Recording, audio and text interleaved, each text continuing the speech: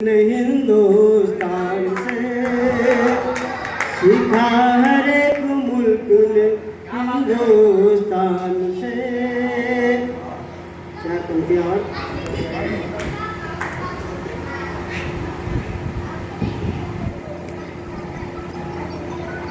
ताजा गुलों का शाख पर आना तेरे बगैर,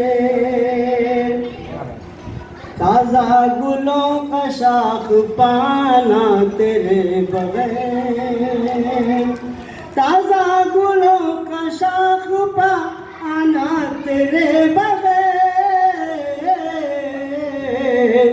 मुझको बुरा लगे है जमाना तेरे बगैर, मुझको बुरा लगे है जमाना तेरे बगैर।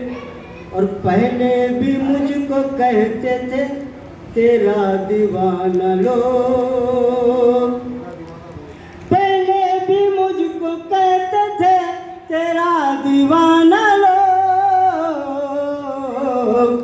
कुछ और हो गया हूँ दीवाना तेरे बगैर, कुछ और हो गया हूँ दीवाना तेरे बगैर। अब गजल के रंग में